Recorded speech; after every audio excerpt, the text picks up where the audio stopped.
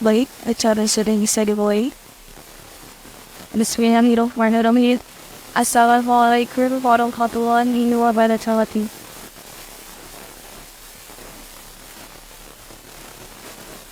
Selamat pagi, salam sejahtera untuk kita semua. Kami ucapkan terima kasih dan selamat datang kepada yang terhormat anggota DPR RI Komisi 11 Fraksi Gerindra, Bapak Dr. Haji Jepri Romdoni, SE Esos MSI FN. Yang kami hormati Deputi Kepala Perwakilan Bank Indonesia Cirebon, Bapak Gatot Kurniawan. Yang kami hormati moderator kita pada acara kali ini, Bapak Ihtisab Apandi SH. Dan sekali lagi saya ucapkan selamat datang kepada seluruh hadirin yang berbahagia. Segala puji bagi Allah Subhanahu wa Ta'ala, Tuhan yang Maha Kuasa, atas segala nikmat yang tercurahkan kepada kita bersama, sehingga pada hari ini 12 Agustus 2023 kita dapat kembali bersuasapa dalam rangkaian acara seri diskusi publik bagaimana mengendalikan inflasi daerah. Dan acara pada kesempatan hari ini akan diawali dengan menyanyikan lagu kebangsaan Indonesia Raya yang akan dipandu oleh Ibu Tati Kusmiati. Hadirin dimohon untuk berdiri.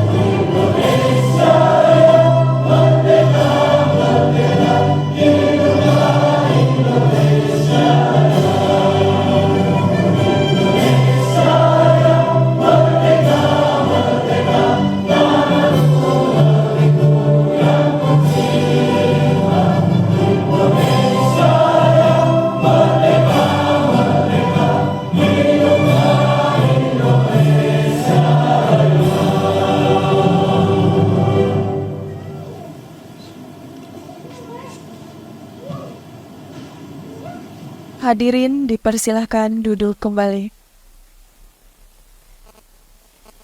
Baik, Bapak, Ibu, undangan yang kami hormati, sebagai ungkapan rasa syukur kita kehadiran Allah Subhanahu wa Ta'ala, marilah sejenak kita menundukkan kepala seraya berdoa terlirik harapan.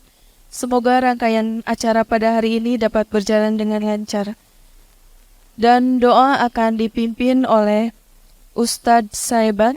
Kami persilahkan.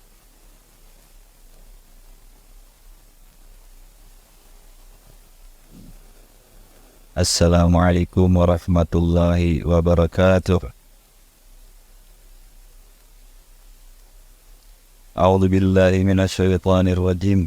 Bismillahirrahmanirrahim. Allahumma salli ala habibika sayyidina Muhammadin wa barik wa sallim marda'an jami'i sahabat wal arabat wat tabi'in wa tabi'at tabi'ina lahum ihsanin ila yaumiddin. Amin ya rabbal alamin.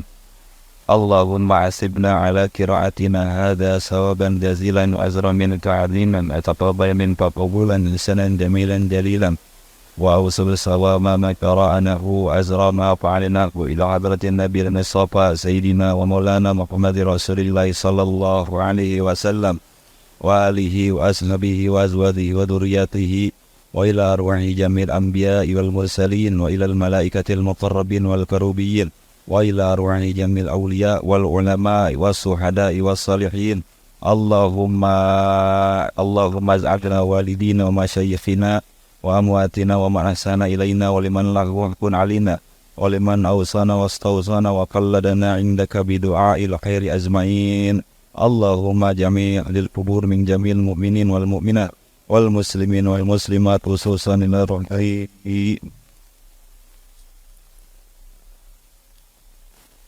اللهم اغفر للمؤمنين والمؤمنات والمسلمين والمسلمات اللهم سلمنا والمسلمين وعافنا والمسلمين واكفنا وإياهم شر مصائب الدنيا والدين وصلى الله على خير خلقه سيدنا محمد وبارك وسلم ربنا آتنا في الدنيا حسنة وفي الآخرة حسنة وقنا عذاب النار إلى حضرة النبي المصطفى رسول الله صلى الله عليه وسلم الفاتحة.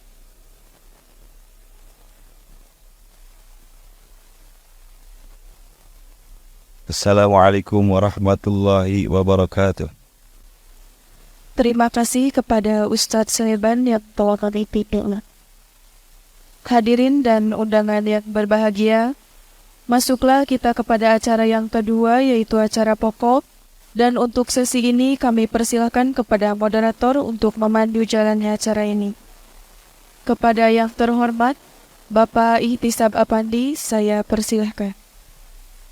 Terima kasih Master of Surrounding. Bismillahirrahmanirrahim. Assalamualaikum warahmatullahi wabarakatuh.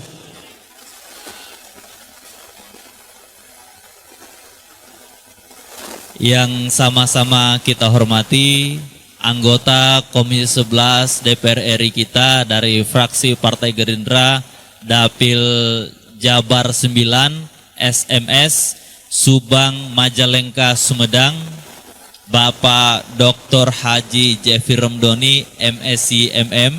Selamat pagi Pak, terima kasih sudah hadir membersama kita pada kesempatan kali ini. Luar biasa, di balik kesibukan beliau sebagai legislator, beliau masih bisa mewakafkan waktunya untuk bersama kita. Kemudian yang sama-sama kita hormati Deputi Kepala Perwakilan BI Cirebon, Pak Gatot Kurniawan. Selamat pagi dan terima kasih Pak. Beliau beserta jajarannya hadir pada kesempatan yang baik ini. Serta yang saya hormati, yang saya banggakan, serta saya cintai, bapak-bapak, ibu semua, para tokoh-tokoh masyarakat. Mohon maaf saya tidak bisa sebutkan satu persatu tanpa mengurangi rasa hormat saya. Pertama-tama, mari kita mengucapkan rasa syukur kita kehadirat Allah Subhanahu wa Ta'ala, karena berkat limpahan rahmat dan hidayahnya kita masih bisa diberi kekuatan, kesehatan, kesempatan lahir dan batin berjumpa muka dan juga jumpa pikiran pada pagi yang cerah ini. Kemudian salawat dan salam juga semoga tetap tercurahkan kepada junjungan Nabi besar kita, Nabi Allah, kekasih Allah, Muhammad sallallahu alaihi wasallam. Allahumma shalli. Semoga kita semua bisa mendapatkan syafaat dari beliau. Bapak Ibu semua, tentu di depan Bapak Ibu sudah terpampang benar dengan jelas bahwa pada kesempatan hari ini kita akan mendiskusikan tentang bagaimana mengendalikan inflasi daerah. Bapak Ibu sudah pernah dengar kata inflasi? Sudah pernah dengar? Ada yang sudah, ada yang belum ya. Jadi singkatnya, gambaran umumnya adalah inflasi itu merupakan tingkat harga umum yang mengalami kenaikan. Kalau mungkin dulu Bapak Ibu, yang bapak-bapak terutama yang perokok bisa membeli harga dengan harga murah, sekarang harga beda dengan harga yang dulu, yaitu lebih tinggi lagi. Ataupun bisa juga biasanya tanah yang dulunya murah sekarang mahal. Ya, itu sedikit gambaran tentang inflasi secara umum. Tentu sosialisasi ini sangat penting karena ini berkaitan dengan hajat hidup kita, berkaitan dengan daya beli kita serta kebutuhan kita. Dan Bapak Ibu semua, seperti saya sebutkan tadi, bahwa Pak Dewan kita ini, Pak Dr. Haji Jeffrey Romdoni merupakan anggota Komisi 11 yang salah satu mitra kerjanya adalah Bank Indonesia. Oleh karena itu, beliau mengajak Bank Indonesia ke sini untuk berbicara tentang inflasi daerah. Beliau mau mengajak ke sini agar Bapak Ibu semua bisa paham tentang pengendalian inflasi. Baik, langsung saja kita dengarkan bagaimana pemaparan dari Pak Dr. Haji Jeffrey Romdoni tentang bagaimana cara pengendalian inflasi daerah. Waktu dan tempat dipersilakan, Pak.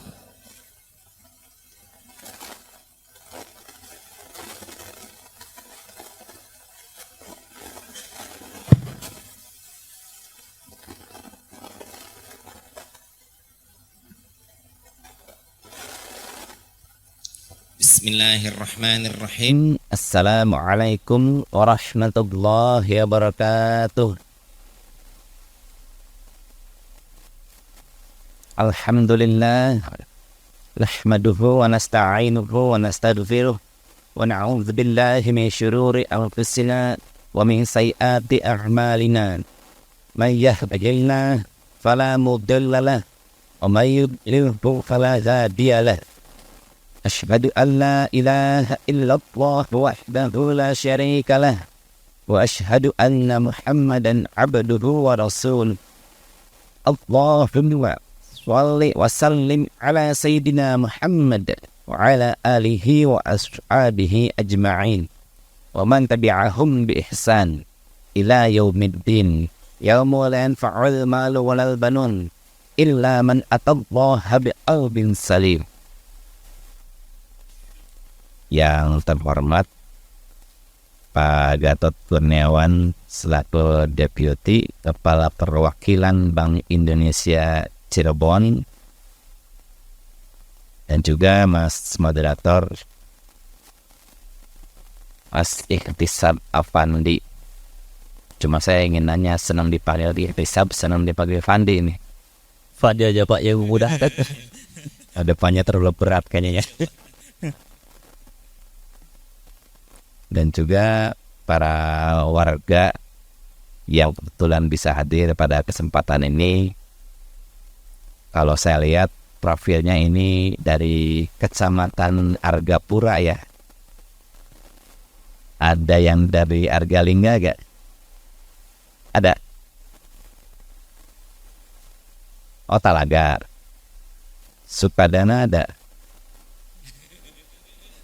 Kayaknya dominan Sukadana ya. Oke. Pertama-tama kita panjatkan puji dan syukur kita ke hadirat Allah, bahwasanya alhamdulillah kita semua bisa berkumpul pada kesempatan ini dalam seri diskusi publik bagaimana mengendalikan inflasi daerah. Salawat dan juga salam semoga dilimpahkan kepada junjungan kita Nabi besar Muhammad sallallahu alaihi wasallam beserta kepada keluarganya, para sahabatnya, para tabi'in tabi'atnya hingga kepada kita semua. Semoga kita semua termaktub untuk menerima syafaat beliau nanti di hari kiamat.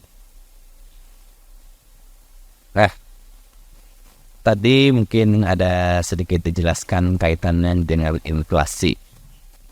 Tapi satu acana pu abdi diteraskeun abdi reong naros ka Bapak Ibu sadaya upami ka abdi tos terang teh can. Karena tidak gambar.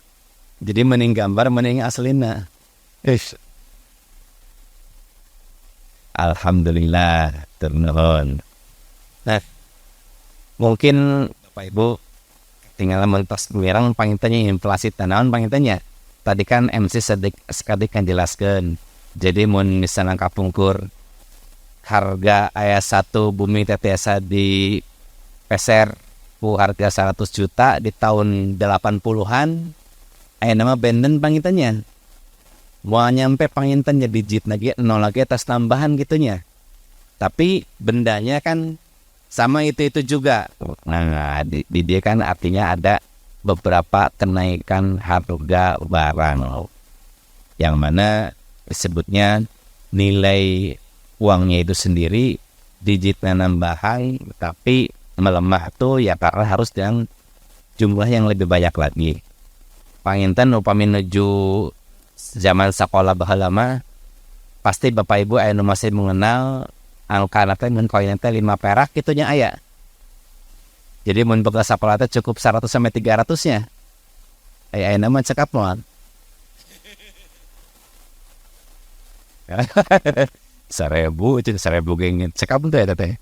Henteu cigana ya. 2.000 10.000 murahnya. Katinggal lagi. Tika dipaten ka Majalengka zaman Nabi sekolah mah paling yang mayar 100 perak. Aya nama 5.000 tuh kan sudah berbeda situasinya. Nek pungkur Rabi momen ka sakola teh sok naik angkot gitu tika dipaten Majalengka teh gitu. Next. Nah, ieu panginten kaitan sekilas gambaran nu namina inflasi. Jadinya saya di DPR RI tentunya sebagai lembaga legislatif di sini memiliki peran dalam pengendalian inflasi. Yang mana peran kami ini dilakukan melalui proses yang namanya legislasi, kemudian juga pengawasan. Selain daripada itu juga ada pengambilan keputusan terkait dengan namanya kebijakan ekonomi. Tapi DPR ini tentunya tidak ada kewenangan yang langsung dalam mengendalikan inflasi. Tapi di sini kami bisa mempengaruhi kebijakan pemerintah yang dapat mencegah tingginya inflasi. Karena beberapa mitra kerja kami kalau misalnya mau melancarkan suatu kebijakan ekonomi, ini tentunya harus ada pembahasannya terlebih dahulu. Dan ini biasanya melibatkan DPR RI khususnya di Komisi 11. Next. Nah, mungkin ada yang bertanya, bagaimana sih mungkin peran DPR gitu ya? Itu sendiri kalau secara general, yang pertama ini kaitan dengan penyusunan dan pengesahan daripada undang-undang. Mungkin ini contohnya kemarin yang sempat ramai itu undang-undang mengenai desa ya. Di situ ada perpanjangan masa jabatan. Itu memang dibahas juga di DPR RI. Mencek pamaman aduh untung sih lain berurang kadesna cenanya. Mun kadesna nambahan bikin lebih disalapan gitu ya. Terus yang lain-lain itu banyak. Contohnya yang kaitan dengan keuangan ada namanya P2SK. Di mana di situ ada beberapa perubahan dan ada juga instansi yang tugasnya menjadi bertambah. Lalu ada juga pengawasan kebijakan pemerintah. Selain dari itu ada juga pembahasan anggaran dan juga ada namanya diskusi dan pemantauan kebijakan daripada Bank Indonesia. Seperti ya diskusi publik yang kita lakukan pada saat ini. Tentunya ini juga dalam rangka menggali informasi daripada masyarakat kaitan dengan keadaan di lapangan. Ini mungkin kaitan dengan penyusunan dan pengesahan undang-undang. Di mana di sini kaitannya itu adalah kaitan dengan kebijakan ekonomi. Jadi ada undang-undang memang itu sangat erat kaitannya dengan kebijakan ekonomi dan juga ya moneter. Jadi di sini kami bisa mempengaruhi kebijakan ekonomi ya yang ujungnya ini bisa mempengaruhi yang namanya inflasi. Jadi misalnya kami di DPR ini bisa memperkuat kerangka regulasi untuk mengendalikan praktek kartel atau monopoli yang bisa menyebabkan kenaikan harga barang dan jasa. Kan biasanya kalau tidak diatur pasti di mana-mana ya muncul ada yang misalnya mungkin sengaja dibuat langka gitu ya, sehingga nanti dimonopoli itu kan mungkin terjadi. Jadi ini untuk mencegah itu ya kami bisa mempengaruhi agar memang setidaknya kebijakan itu jangan sampai hal-hal seperti ini itu terjadi. Nah ini mungkin yang sudah ditetapkan beberapa waktu yang lalu. Jadi pembahasannya itu ya general kaitan dengan namanya asumsi makro seperti pertumbuhan ekonomi mau bagaimana, inflasi, kemudian juga tingkat bunga sun, lalu nilai tukar, harga minyak mentah, lifting minyak, kemudian juga lifting gas dengan angka yang sudah tertera di depan. Itu dimana ketika tertulis itu pembahasannya memang melibatkan beberapa mitra kerja kami. Salah satunya ya ada Menteri Keuangan, kemudian juga Menteri Perencanaan Pembangunan Nasional, ada juga dari Bank Indonesia juga. Jadi ketika ada perbedaan pendapat, ajuan angkanya misalnya inflasi berapa persen, itu biasanya dibahas terlebih dahulu dengan mempertimbangkan dampaknya daripada kebijakan yang akan ditetapkan. Next. Nah, yang kedua mungkin ini kaitan dengan namanya pengawasan kebijakan pemerintah. Jadi kami mengawasi kinerja pemerintah ya, termasuk kebijakan ekonomi yang berhubungan dengan namanya inflasi. Jadi ketika kan yang menjalankan itu eksekutif atau di pemerintah ya. Jadi ketika pemerintah itu menjalankan, ya kami melihat apakah itu sesuai dengan apa yang sudah dirumuskan atau tidak. Jadi ya kalau dalam hal ini tentunya kami juga bisa memeriksa dan mengawasi yang kebijakan sudah disepakati. Jadi kalau ada yang tidak efektif, misalnya kurang pas dengan situasinya atau terjadi penyelewengan, ini kami bisa memberikan yang namanya saran ataupun kritik atau juga ya tindakan korektif kepada pemerintah. Misalnya satu kebijakan ada aturan turunan yang dirasa-rasa kurang sesuai, maka itu biasanya memang kami panggil untuk ada rapat dengan pendapat, sehingga di situ ya ketika ada permasalahan yang terjadi di lapangan semuanya dibukakan apakah yang sudah ditetapkan itu masih sesuai dengan situasi yang ada atau harus yang namanya perubahan. Lex. Nah, jadi kalau kaitan dengan inflasi, ini biasanya harus ada data penunjang yang memang diperlukan. Jadi inflasi ini faktornya itu ya bisa dari produksi, konsumsi, dan distribusi. Jadi begini misalnya, produksinya kurang, tapi kebutuhannya banyak. Itu biasanya harganya menjadi meningkat. Contoh Bapak Ibu, upami badai lebaran, harga-harga sok naraiknya. Puasa oge sok naraiknya pengennya. Nah, ini bisa disebabkan ya kategorinya itu kelangkaan. Jadi sebenarnya produksinya itu tetap jumlahnya sama, hanya kebutuhannya meningkat. Kan biasanya upami badai lebaran mah sok ayam mudiknya. Misalnya di Jakarta pada Marudi ke Argapura, jadi di Argapura kan banyak penduduknya, seueur pendatang. Nah pangintanya tuan rumah ke balanjana jadi langsung seurnya, terus. Jadi kebutuhannya itu meningkat, sedangkan yang diproduksi nate jumlahnya tetap segitu saja. Nah itu kan jadi kalau ada yang sudah ada beli, yang sisanya kan kehabisan. Nah, jadi di situ ada unsur namanya kelangkaan. Selain daripada itu juga ya ini biasanya kaitan dengan konsumsi. Kalau di bahasa ekonomi paling itu disebut supply dan demand gitunya. Bagaimana kebutuhan itu bisa dipasok dan juga bagaimana permintaannya gitu. Jadi permintaan banyak tapi kemampuan untuk memenuhi permintaannya itu ya sedikit, itu pasti ada kenaikan. Jadi kalau bahasa ekonominya supply and demand seperti itu kurang lebih. Nah termasuk pelayanan distribusi. Misalnya jalan ke Argapura, ke Argalingga, anu ngahalangan, tah longsor apa naon, kan jadi kehalangan. Nah itu juga bisa menyebabkan ya terjadinya kenaikan harga barang. Jadi ya kan sangat mengaruhi, walaupun barang nama aya, tapi jalan untuk sampai ke tempat tujuannya susah, sehingga ya bisa menyebabkan kenaikan harga.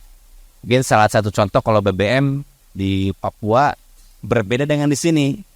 Kalau di Papua kan rata-rata ya memang medannya cukup berat gitu ya, banyak terbatas. Jadi kemana-kemana tuh transportasinya banyak juga yang menggunakan ya laut. Itu menyebabkan biayana kanggo distribusina ya kanggo supaya si barang eta dugi ke masyarakatnya jantan lebih mahal. Dan harganya bisa menjadi berkali-kali lipat. Mungkin di Parapadan Kadipaten pernah aya nu baca tulisan nanya tulisan teh jalan mantap, ekonomi lancar, itu leres. Aya nu maca eta. Itu jalannya pas aja kan ekonomi lancar. Jadi kalau jalannya macet, macet oke pangintennya. Nah, jadi kadinya itu tujuan nama eta teh istilah itu teh. Jadi ya tumpami datanya lengkap dan segala macamnya, tentu ini dengan data yang ada kami juga bisa mempertimbangkan bagaimana bisa untuk mengendalikan inflasi. Mulai rapat-rapat dengan pemerintah agar ya setidaknya ada kebijakan, ada usulan bagaimana itu disampaikan. Tentunya ini pasti akan membutuhkan seperti data produksi, konsumsi, dan juga kaitan dengan distribusi. Next. Kemudian ada juga ya fungsi berikutnya itu kaitan dengan anggaran. Jadi ini kalau di anggaran ini kami mempengaruhi ya alokasi dana untuk sektor-sektor yang memang berpotensi mempengaruhi inflasi. Seperti misalnya subsidi energi atau ya kebijakan harga barang strategis. Jadi kami memastikan bahwasanya anggaran itu dialokasikan dengan bijaksana dengan mempertimbangkan dampaknya terhadap inflasi. Jadi ya itu memang ya ada kajian dalam bagaimana ketika suatu kebijakan itu anggaran itu dirilis apakah efektif atau tidak. Jadi efektifnya disebut nanti tepat pada sasaran. Leres ente itunya. Ya namun tepatnya pangintennya dikaji ulang. Ya kedahna ieu gitu nya. Contohnya lamun aya bantuan mah tidak tepat naon. Nu narima bantuan teh ternyata nugas kenging bumi teh 2 lantai gitu nya. Bumi 2 lantai tapi dicap PKH gitu nya aya nu kitu. Eta kan tidak tepat gitu nya seurnya. Tidak tepat sasaran. Sedangkan ada yang lantai aja masih tanah tapi tekenging gitu nya. Sedangkan di situ penghuninya berusia lanjut gitu. Ini sebagai contoh. Next. Nah, kemudian ada juga ya fungsi lain itu kaitan dengan pemantauan dan juga diskusi kaitan dengan kebijakan BI. Jadi di sini tentunya biasanya kami melakukan beberapa diskusi juga kaitan dengan kebijakan suku bunga, cadangan devisa dan operasi pasar terbuka yang mana ini dilakukan oleh BI untuk bisa mempengaruhi inflasi. Nah, beberapa waktu yang lalu kalau tidak salah di Majalengka tuh pernah ada kan pasar murah ya.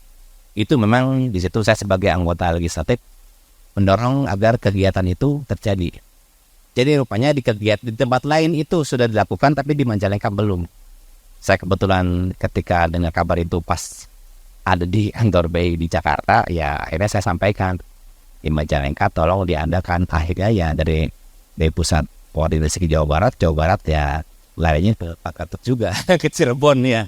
Hingga akhirnya waktu itu kalau tidak salah hari Rabu ya dihadiri langsung oleh Pak Hestu sebagai kepala perwakilan BI Cirebon dan alhamdulillah sudah terlaksana.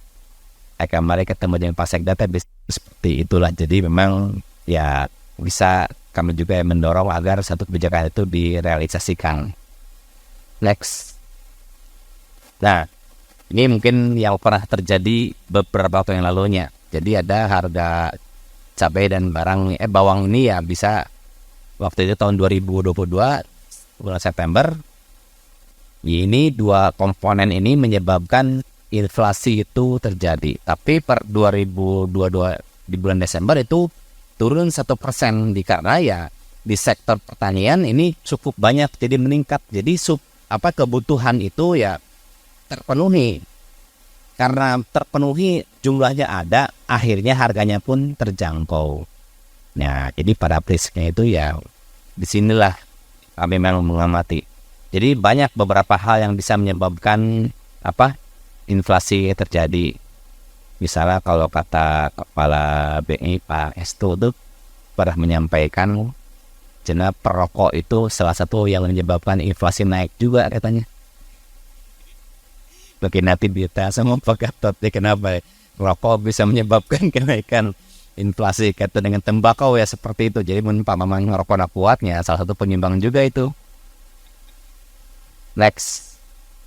Nah, jadi kaitan dengan bagaimana mengendalikan inflasi di daerah ini ya tadi dari yang saya sampaikan artinya ya produksi lokal ini harus ditingkatkan. Jadi ketika ada peningkatan daripada kebutuhan atau demand-nya itu semuanya bisa terpenuhi.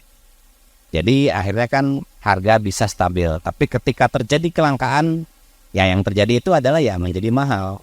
Langka ini memang bisa sebab langka, tapi kadang-kadang kalau kita lihat suka ada yang usil ya. Jadi si barangnya ditahan-tahan gitu, ditimbun. Pernah kan terjadi begitu ya? Nah, kemudian juga selain daripada itu ya peningkatan infrastruktur. Sekarang mungkin di Majalengka, alhamdulillah dari Bandung itu sudah ada di Sumdawo ya. Mungkin di sini akan kita lihat juga apakah memang membawa dampak yang bagus atau tidak. Karena ini setidaknya ya semakin baik harusnya, di mana ya didukung juga dan kebijakan.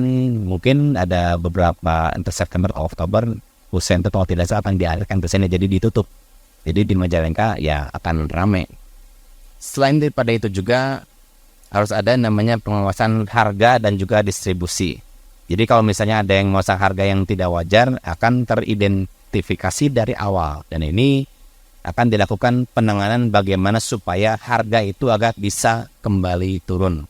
Begitu pula dengan distribusinya. Jadi kalau misalnya ada suatu hal yang bisa menghalangi sampainya barang kepada yang membutuhkan, nah tentu ini juga harus ada gerakan cepat supaya tidak terjadi namanya kenaikan harga barang. Selain daripada itu juga, yaitu dengan pendidikan dan literasi ekonomi ini penting. Jadi semakin orang memahami kaitan dengan ekonomi itu kan tentunya dia juga akan mengubah daripada pola pikirnya. Biasanya pada masyarakat kan kaitan dengan kebutuhan sehari-hari ya. Nah, kalau dalam ekonomi, saya ingin bertanya ke Bapak Ibu ya. Bapak Ibu, keinginan dan kebutuhannya terbatas atau tidak? Tidak. Contoh misalnya mun pamaman tos kedu imah gedong pasti aya imah nu lain gitu nya. Terus deh. Mobil aja gonta-gantinya. Apalagi saya ras tuh putih cigen. Kayak jigenah yang mobil nu mana deh ya. Kan gitu, ai kebutuhannya gak beres-beres. Nah, pertanyaan berikutnya, dengan banyak kebutuhan yang tidak terbatas itu, apakah uang Bapak Ibu terbatas atau tidak? Wah, orang kaya semua dong di sini. Uangnya terbatas atau tidak? Kebutuhan terbatas. Tadi jawabannya tidak, berarti orang kaya semua, Pak. Konglomerat KB itu. Nah, ini kaitan ya hal yang menyebabkan bagaimana munculnya ilmu ekonomi ya. Jadi ya kaitan dengan literasi ekonomi, masyarakat tahu kaitannya dengan ilmu ekonomi ini cukup penting. Jadi ya bisa mengaturlah gitu ya pola kehidupan pribadinya. Kan di kita tuh kadang-kadang banyak ya punya prinsip. Prinsipnya mendeherikeun mah Bogor cenanya biar tekor asal kesohor. Aya nu kitu. Aya cenah. Anu seserian di tukang itu. Ya, mungkin itu yang saya sampaikan pada kesempatan ini. Saya ucapkan terima kasih atas segala perhatiannya. Mohon maaf atas segala kekurangan. Taqul qouli hadza wallahul muwaffiq ila aqwamit thoriq. Wassalamualaikum warahmatullahi wabarakatuh. Waalaikumsalam warahmatullahi wabarakatuh. Kumaha Bapak Ibu, terus terang sarang Pak Jeffrey-nya. Tak kenal maka tak ta'aruf. Tak kenal maka tak sayang. Boleh kita kasih tepuk tangan untuk Pak Jeffrey. Luar biasa pemaparan dari beliau. Beliau menyampaikan tadi bahwa salah satu penyebab inflasi itu adalah produksi, konsumsi, dan distribusi. Dan perlu diingat juga bahwa beliau tidak secara langsung bisa memiliki kewenangan dalam menanggulangi inflasi, tetapi kebijakan yang dibuat beliau di DPR, di parlemen sana bisa mempengaruhi pemerintah dalam penanganan inflasi. Baik Bapak Ibu semua, langsung saja kita dengarkan pemaparan dari Deputi Kepala Perwakilan BI Cirebon tentang bagaimana cara mengendalikan inflasi, bagaimana atau apa faktor-faktor penyebab inflasi, dan bagaimana supaya cara kita atau daya beli kita bisa tetap terjaga di tengah inflasi yang terjadi. Baik, kepada Pak Gatot Kurniawan, waktu dan tempat saya persilakan Pak. Terima kasih Pak Moderator. Yang saya hormati Bapak Haji Jeffrey Romdoni SE SS OS Esos ya Pak ya. MSI ya, Sains ya Pak ya. MM-nya Magister Manajemen. Oh iya. Nanti masih nambah lagi Pak ya. Masih nambah lagi. Yang saya hormati dan cintai juga para tokoh masyarakat dari Kabupaten Majalengka, tadi dari Argalingga ya, Argapura ya, Sukadana, Matre ya Pak, Sukadana suka pulus ya, oh banyak pulus, ya alhamdulillah ya, berarti kalau Sukadana nyarinya juga semangat ya Pak ya, gitu. Oke, mungkin terima kasih atas perkenannya Pak Jeffrey menghadirkan kami Bank Indonesia di acara ini ya. Tentunya sangat berguna ya Pak ya, terkait literasi apa itu Bank Indonesia gitu ya. Ada istilah tak kenal maka tak sayang gitu ya. Jadi kalau udah kenal tentu Bank Indonesia itu gitu ya, tugasnya gini. Terus apa sih kalau ada inflasinya gitu ya, kaitan dengan Bank Indonesia gitu ya. Pak Jeffrey saya izin di bawah aja Pak ya, karena ada tayangan ya. Kalau nggak pakai tayangan susah ya.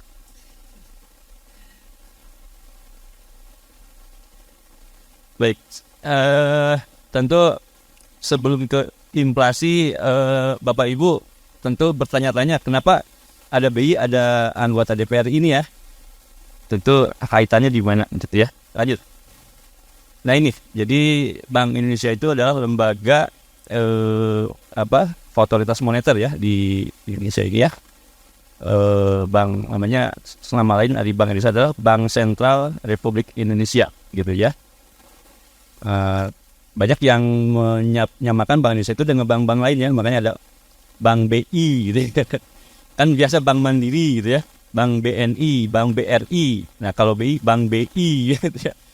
Nah itu kan mungkin agak salah kaprah ya, karena Bank Indonesia itu bukan bank secara keumuman ya. Jadi kadang-kadang kalau disebut Bank Indonesia seakan-akan sama dengan bank-bank lain gitu ya. Padahal tadi disebutin Bank Indonesia adalah Bank Sentral Republik Indonesia, artinya banknya bank gitu ya, apa namanya, induknya bank gitu. Jadi karena nginduk ke Bank Indonesia, bank-bank itu, maka Bank Indonesia disebut Bank Sentral gitu. Kenapa disebut Bank Sentral? Karena Bank Indonesia salah satu otoritas yang mengeluarkan uang ya. Kalau mencetaknya peruri ya, tapi wewenangnya dari Bank Indonesia ya untuk mencetak uang. Biasanya uang itu sangat dibutuhkan oleh perbankan ya, untuk kegiatan usahanya ya, ngasih kredit ke masyarakat ya. Kalau nggak ada uang ya susah. Nah itu biasanya bank itu disuplai oleh Bank Indonesia untuk kegiatan transaksinya ya. Terus tentu kalau bank itu kesulitan likuiditas ya ke Bank Indonesia, ada namanya the lender of the last resort. Jadi kasah deui gitu ya, biasa gitu ya kalau gitu bang, atau kasah deui gitu ya gitu. Kasah deui ke aset mah gitu, atau ke akang mah gitu ya. Nah kalau bank-bank kesulitan dana pasti ke Bank Indonesia gitu ya. Kalau biasanya kan ada clearing, ngerti nggak ada clearing ya? Biasanya setiap hari itu ada transaksi clearing ya. Misalnya ibu bapak transaksi pakai cek ya, cek biliat gitu ya. Kan nggak usah pakai koper banyak-banyak, cukup cek aja ya. Kalau transaksi gede itu cek. Biasanya si A dengan si B ngasih cek gitu ya, transaksi. Nah si A di bank BRI, si B di bank Mandiri, berarti kan beda bank. Nah itu si ceknya harus di-clearingkan di Bank Indonesia gitu ya. Nanti ada bisa disampaikan ke Bank Mandiri, ini bayar ada tagihan cek gitu ya. Nanti seperti itu ya. Seperti itu ya kegiatannya. Jadi Bank Indonesia itu di antara kelembagaannya seperti ini ya. Jadi ada tentunya kaitan dengan Pak JP, tentunya ada kaitan dengan DPR ya. Jadi Bank Indonesia itu kaitan dengan DPR itu tadi ya, laporan tahunan triwulan sewaktu-waktu. Nah ini tadi yang disampaikan oleh Pak Jeffrey, kegiatan Bank Indonesia harus dilaporkan kepada DPR ya. tadi ya. Juga tadi kaitan dengan inflasi dengan pertumbuhan ekonomi. Tahu pertumbuhan ekonomi enggak? Jadi bukan ekonomi ya, kata PDB ya. Jadi kegiatan ekonomi seperti apa ya, tumbuh atau tidak gitu. Itu namanya pertumbuhan ekonomi. Ya. Itu dihitung besarannya kalau nggak salah 4,5 sampai 5,5% ya setahun. Itu terus inflasi juga ditetapkan oleh pemerintah ya, presiden ya. Jadi inflasi pertumbuhan ekonomi itu ditetapkan oleh pemerintah dengan berdiskusi dengan awalnya dengan BI dengan DPR gitu ya. Dan situ nanti digodok. Itu penting ya angka-angka makro itu karena untuk memproyeksi nanti kan ada proyeksi anggaran ya. Jadi diperkirakan pertumbuhan ekonomi sekian. Nanti akan pengaruh ke anggarannya ya, terus pertumbuhan ekonomi, inflasi, terus nilai tukar ya. Dolar gitu ya, terhadap dolar. Itu juga nanti didiskusikan Bank Indonesia dengan DPR dengan pemerintah. Oh ya. Nah tadi makanya ada masukan-masukan dari oh jangan sekian gitu ya. Tentu hasil kesepakatan nanti akan ditetapkan pertumbuhan ekonomi sekian gitu ya.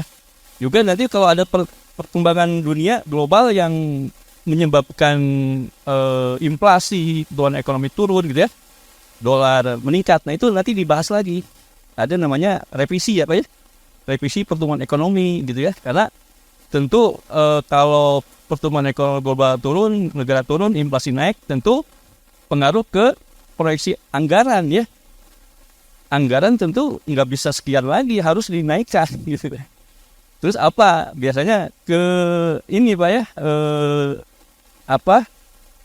subsidi gitu ya. Kayak kemarin peristiwa perang Ukraina dengan Rusia kan, harga minyak naik gitu ya. Tentu mempengaruhi anggaran kita karena subsidi kita akan naik juga anggaran kita akan tergerus subsidinya karena harga minyak naik kan. Nah kalau subsidinya terus dipakai, tentu anggaran pemerintah akan terkuras ya Pak. Nah itu ya, makanya kemarin harga minyak September naik ya. Nah gitu, jadi nanti tentu akan berpengaruh terhadap anggaran pemerintah. Terus nanti duitnya kan habis, nanti kan pengaruh ke subsidi juga, subsidi dikurangi. Tapi ada BLT ya, gitu ya. Konsekuensinya ada untuk meningkatkan daya beli masyarakat, ada BLT gitu ya. Nah gitu ya, jadi hubungan Bank Indonesia, karena Bank Indonesia otoritas moneter yang juga menjaga pertumbuhan ekonomi dan inflasi, tentu tidak sendirian, harus didiskusikan dengan anggota DPR. Terus di kegiatannya juga Bank Indonesia adalah anggarannya harus disetujui oleh DPR, gitu ya. Nah ini, jadi biasanya setengah tahun Bank Indonesia untuk tahun berikutnya anggarannya diajukan kepada DPR dan disetujui oleh DPR. Nah, kaitan dengan ini tentunya ada namanya Komisi 11. Nah, ini kaitannya. Jadi anggaran Bank Indonesia nanti disetujui dilaporkan kepada DPR Komisi 11 dan disetujui untuk tahun berikutnya. Gitu ya. Nah, di sini. Jadi ya patut bersyukur ya. Wilayah Majalengka punya Pak Jepri, anggota Komisi 11 gitu ya. Karena anggaran BI disetujuinya oleh Pak Jepri dan kawan-kawan. Jadi Komisi 11 kan banyak ya, bukan cuma Gerindra aja ya. Mohon maaf ya Pak. Ya kita nggak dukung salah satu partai, misalnya Gerindra enggak ya. Kita di sini netral ya Bang Indonesia. Cuman dalam hal ini Bapak Ibu harus bangga dengan Pak Jepri yang wakil dari Majalengka di Komisi 11 gitu ya. Tapi kita BI nggak dukung Pak Jepri ya, kita mah netral-netral aja ya. Tapi Bapak Ibu harus bersyukur gitu ya. Nah kaitan tadi menyetujui anggaran BI oleh Komisi 11 termasuk anggaran namanya CSR ya, kalau perusahaan. Tapi kalau di BI bukan anggaran CSR ya, namanya anggaran PSBI. Nah ini juga disetujui oleh Pak Jepri gitu ya. Nah dari PSBI itu biasanya ada untuk pemberdayaan masyarakat gitu ya. Biasanya kemarin ada bantuan buat Al-Sintan gitu ya. Terus ya kegiatan ini juga dibiayai oleh dari PSBI Bank Indonesia yang notabene disetujui penganggarannya oleh Komisi 11 ya. Makanya Komisi 11 adalah mitra utama kami Bank Indonesia ya. Tapi tetap kita mengedepankan akuntabilitas ya Pak Jepri. Enggak mentang-mentang disetujui oleh anggota DPR Komisi 11 kita ngasih uang koperan, enggak ya. Enggak cash, tapi kita berbentuk tadi ya bantuan yang produktif ya, sarana prasarana Al-Sintan. Terus kegiatan ini juga dari PSBI juga gitu ya. Seperti itu ya ininya mekanismenya. Terus yang lain-lain kalau diterangkan kayaknya terlalu lama ya. Jadi ada BPK yang ini ya memeriksa anggaran BI, makanya BI harus hati-hati dengan BPK juga. MA yang ngasih sumpahnya anggota Dewan Gubernur kita, pemerintah tentu kepala negara, jadi BI kan agen fiskal gitu ya. Juga ke publik ke bapak-bapak semua ya. Jadi BI juga harus transparan informasi tahunan. Jadi kita harus menginformasikan apa yang kegiatan-kegiatan BI yang sudah dilaksanakan, karena BI kan kaitannya dengan menjaga stabilitas ekonomi ya.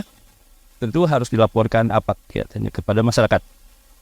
Itu saya kira Bapak Wanita selama juga. lanjut.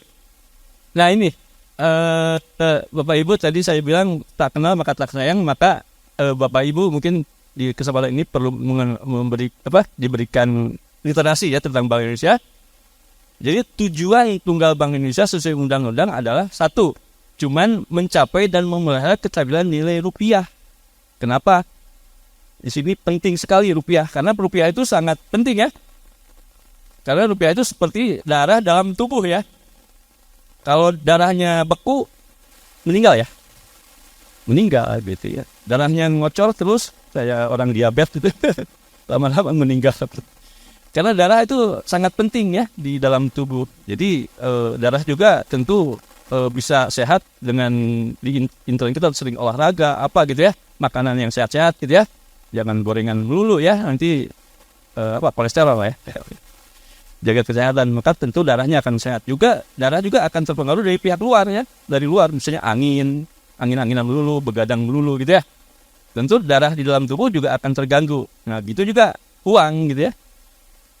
Uang sebagai nilai tukar juga akan sehat kalau perekonomian dalam negerinya dan inflasinya rendah dan stabil ya, sehat.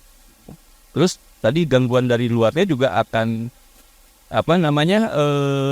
ya dihindari ya.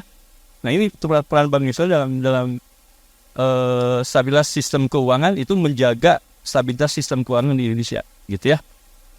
Karena gangguannya ada dari internal dari luar gitu ya. Misalnya dolar meningkat itu kan pengaruh terhadap perekonomian ya. Karena setiap transaksi banyakkan dari dolar ya. Dolar sangat mendominasi gitu ya. Nah itu tentunya kayak kemarin perang Ukraina, tentu Eropa, Amerika inflasi ya. Karena inflasi tentu Amerika akan meningkatkan suku bunga gitu ya.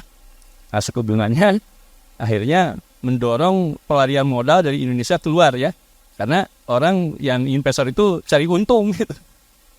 Beli saham-saham obligasi di Indonesia, ketika dolar naik di Amerika dia jual dibeli ditaruh di Amerika. Akhirnya apa? Akhirnya dolar menguat kan? Kalau dolar menguat artinya apa? Rupiah nyungsep. Nah itu kaitannya apa? Kaitannya ketika kita impor barang-barang dari luar negeri akhirnya jadi mahal kan? Kalau dolar menguat artinya rupiah melemah, barang-barang dari luar negeri yang diimpor mahal. Nah itu akibatnya inflasi itu sih, karena kan harus ditanggung oleh Bapak Ibu sekalian kan, banyak barang-barang impor ya, seperti itu ya. Jadi baik dari internal maupun eksternal ya, itu pengaruh terhadap rupiah. Jadi terhadap kalau di internal kita itu tadi ya, terhadap barang dan jasa, harga-harga naik itu inflasi namanya tadi yang sudah disampaikan oleh Pak Jebri ya, inflasi. Rokok ya. Rokok sekarang. Nah, kaitan rokok tadi mungkin karena apa? Karena pemerintah lagi butuh dana. Tadi ya harga minyak naik ya. harga minyak naik karena lagi perang. Akhirnya itu pengaruh ke anggaran kita.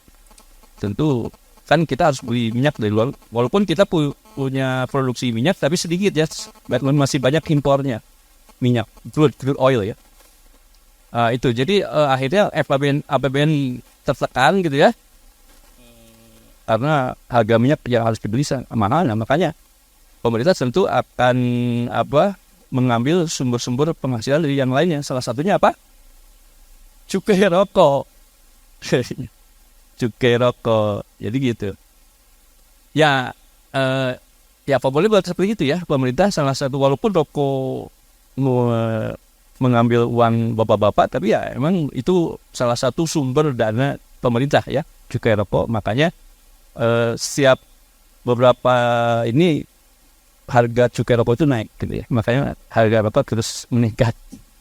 Seperti itu ya. Yang jadi salah mungkin kenapa tidak bisa lepas dari rokok. Itu yang jadi salah ya bapak-bapak juga.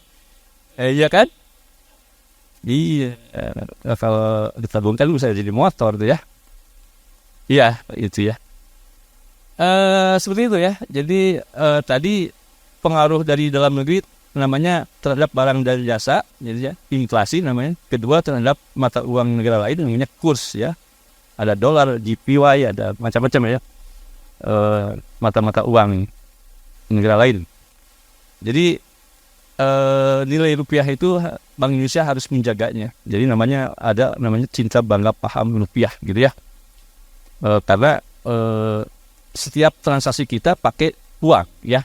Setiap transaksi kita pakai uang. Makanya uang itu ya kayak komoditas juga. Kalau supply-nya terlalu banyak beredar di masyarakat, tentu akan harga-harga barang akan naik ya. Naik karena terlalu banyak uang beredar. Ya biasa pedagang kalau naikin harga gitu ya. Naikin dikit-dikit gitu ya. Naikin 500 ribu gitu. Oh masih ada juga yang beli, naikin lagi. Naikin terus harga barang akan naik gitu ya. Terus tadi ya minyak. Harga minyak kan September naik. Semua transportasi naik. Akhirnya barang-barang naik juga ya. Seperti itu. Jadi nggak mudah ngelilin inflasi itu. Karena ada faktor-faktor luar maupun faktor dalam yang tidak bisa dikendalikan oleh secara undang-undang Bank Indonesia yang mempunyai tugas mengendalikan inflasi, gitu ya. Tapi kenyataannya inflasi itu sangat sulit dikendalikan ya. Tadi ya ada faktor luar, ada perang di mana-mana, itu juga mempengaruhi inflasi. Terus di dalam juga kalau cuaca buruk itu ya, semua produksi terganggu sekarang ya, itu juga inflasi juga kan. Terus harga yang dirasakan Bapak Ibu apa? Pupuk ya. Nah, pupuk juga perang Ukraina juga ternyata pupuk itu asal unsur-unsurnya ada beberapa yang dari wilayah Ukraina dan Rusia. Sehingga ketika terjadi perang, ya itu terpengaruh gitu ya, pupuk langka ya. Nah itu jadi Bapak-bapak, ibu-ibu harus paham ya dengan kondisi global, karena kondisi global itu sekarang sudah dengan ekonomi nasional itu sudah sangat tipis ya. Terjadi di Eropa, perang langsung kerasa di kita ya. Nah itu, jadi Bapak Ibu juga harus melek perkembangan global ya. Jadi jangan ketika sulit ngamuk-ngamuk gitu ya. Ya gimana ya, kita juga sebagai Bank Indonesia tidak bisa secara 100% bisa mengendalikan inflasi, karena banyak hal-hal yang tidak bisa dikendalikan oleh Bank Indonesia gitu ya. Jadi mohon Bapak Ibu, kalau terjadi inflasi ya harus dicari dulu kenapa gitu ya. Jangan langsung demo ke Bank Indonesia gitu kan. Oh Bank Indonesia ini yang mengendalikan inflasi gak benar gitu kan. Tapi mungkin informasi aja kepada Bapak Ibu bahwa inflasi kita masih cukup terkendali ya, dibandingkan di Turki. Yang Turki itu saat ini sampai 60-70%. Jadi kita masih mending gitu, masih bagus dan terkendali di kisaran tujuan kita. Tadi sudah disampaikan ya, jadi tugas Bank Indonesia itu dengan menjaga nilai rupiah itu ada 3 ya, ada kebijakan moneter, ada kebijakan stabilitas sistem keuangan, dan ada kebijakan stabilitas sistem pembayaran. Jadi kalau moneter itu menjaga kecukupan ya. Kalau uang itu harus cukup ada di masyarakat, jangan terlalu banyak, jangan terlalu sedikit gitu ya. Biar lancar perekonomian ya, transaksi lancar. Nah, kalau di stabilitas sistem pembayaran kita menjaga ketersediaannya. Ada uang rupiah yang bagus gitu ya, jangan lecek gitu ya. Terus kita melakukan ada penarikan uang untuk dimusnahkan, terus ada pencetakan uang baru gitu ya. Nah, itu di sistem pembayaran gitu ya. Juga ada sistem yang non tunai. Kalau tadi tunai ya, ada rupiah kertas gitu ya. Juga ada yang non tunai tadi ya, ada clearing, ada FTGS ya. Kalau Bapak Ibu transaksinya besar-besar gitu ya, nggak usah pakai koper bawa uang rupiah banyak-banyak, cukup kasih cek gitu ya kalau transaksi. Nah, itu nanti dikeliringkan, nanti BI sebagai penengah ya dari antar bank itu. Terus kalau transfer gitu ya, ada FTGS kalau Bapak mau transfer ke siapa, ke rekanannya, ke mana, atau Bapak ditransfer oleh dikasih transfer oleh rekan Bapak, misalnya yang beli produk-produk Bapak gitu ya, beras, bawang merah, cabai merah, juga pakai ada FTGS namanya, si yang tadi beli barang dari Bapak tinggal mana rekeningnya gitu kan, nanti yang beli barang dari Bapak transfer gitu ya. Nah, kalau transaksi pakai kris ya, kemarin Jumat ada sosialisasi tentang kris. Jadi kalau Bapak Ibu punya gerai nanti masyarakat dulu bisa bayar pakai kris gitu. Jadi Bapak Ibu harus ini dulu daftar nomor rekening dulu ke bank ya. Nanti bank akan ngasih kode krisnya. Jadi nanti tinggal pakai HP aja. Yang selama ini kalau nggak punya uang kan nggak jadi gitu kan. Tapi kalau nanti mah nggak ada uang cash gitu, pakai kris langsung di tap aja pakai HP gitu. Nanti langsung terbayar. Nah, itu kris ya. Jadi tentu dengan menjaga kelancaran sistem pembayaran ini, tentu perekonomian akan berputar dengan baik ya, cepat gitu ya. Jadi nggak lagi nggak ada uang, nggak jadi belinya. Banyak kayak gitu ya, nggak punya cash, uangnya nggak ada gitu ya. Misalnya 100.000 harga 5.000 misalnya, nggak ada kembalian nggak jadi deh gitu ya. Nah, kalau ada Christmas berapapun dibayar bisa gitu, tinggal tap. Lanjut. Ini kembali ke berapa menit lagi, Pak? Kayaknya 5 menit lagi. Sudah mau setengah 12 soalnya. Saya itu udah mau setengah jam, Pak. Jadi tadi ya definisi inflasi udah tahu ya, bahwa inflasi itu ya menurunnya nilai rupiah kita, menurunnya rupiah kita yang ada di bapak-bapak ya.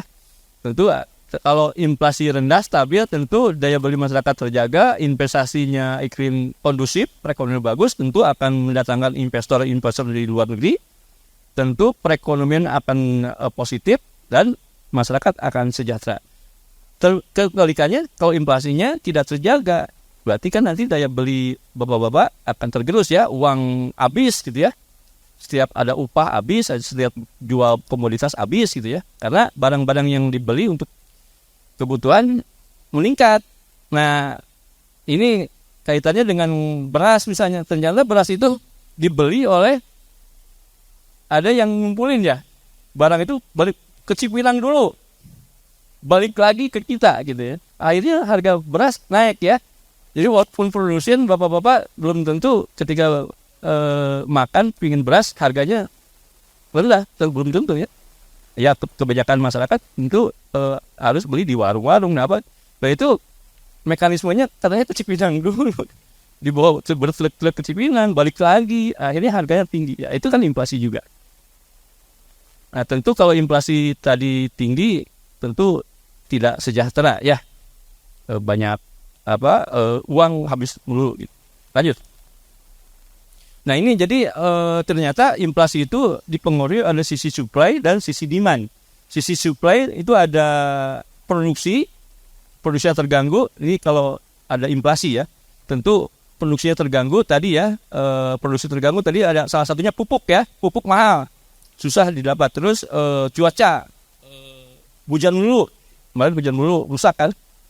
Nah itu produksinya terganggu. Terus ada distribusi tidak lancar, tentu kalau dari pelosok-pelosok jalannya rusak, nanti nyampe ke jalan lama akhirnya rusak ya, bisa misalnya produk-produk hortikultura itu. Terus tata niaga tadi disebut ada monopoli ya, monopoli misalnya bisa beras atau monopoli apa ya yang di itu bisa gula monopoli minyak kelapa misalnya. Ada nanti tadi itu namanya apa namanya tadi Pak Jepri, ada yang monopoli kartel, namanya kartel, bukan kartel ya, kartel.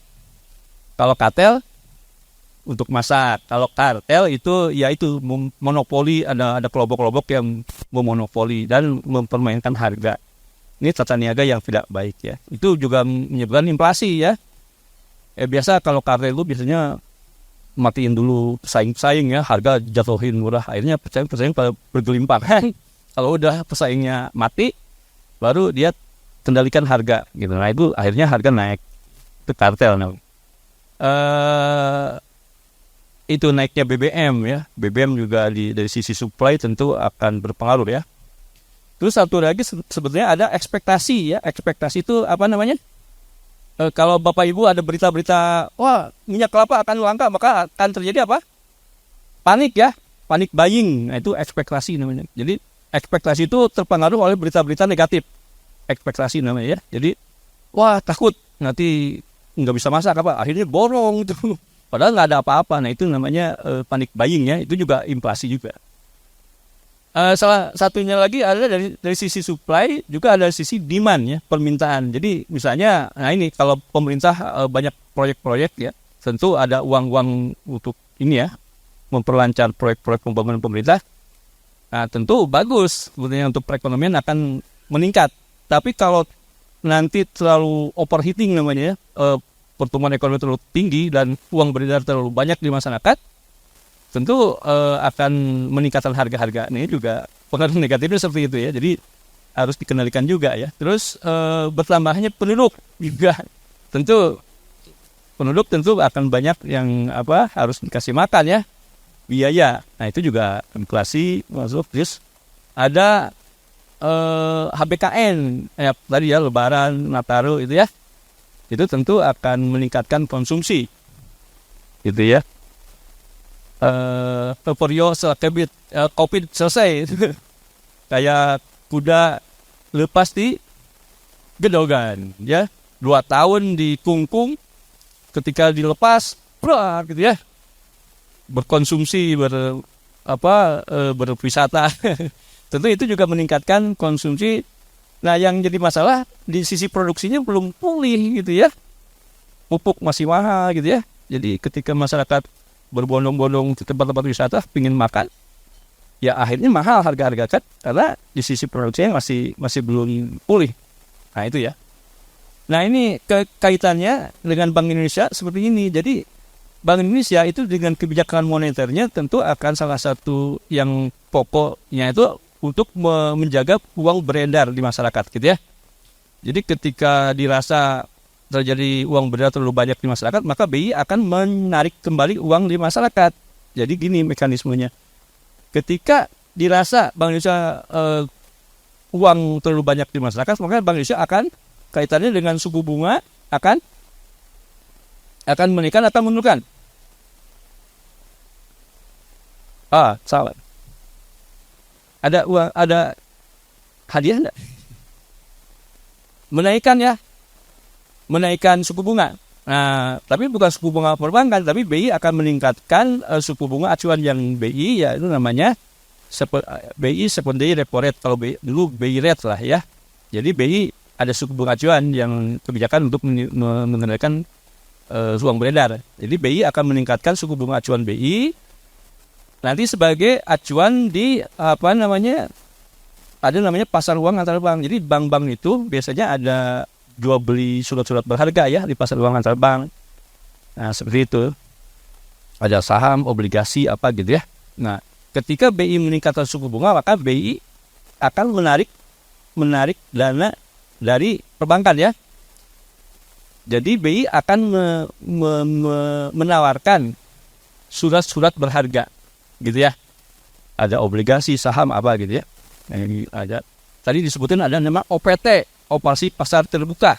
Jadi bukan artinya ngegelar tikar di jual barang gitu ya, di nggak ada apa-apa terbuka, bukan ya, bukan operasi pasar murah, bukan.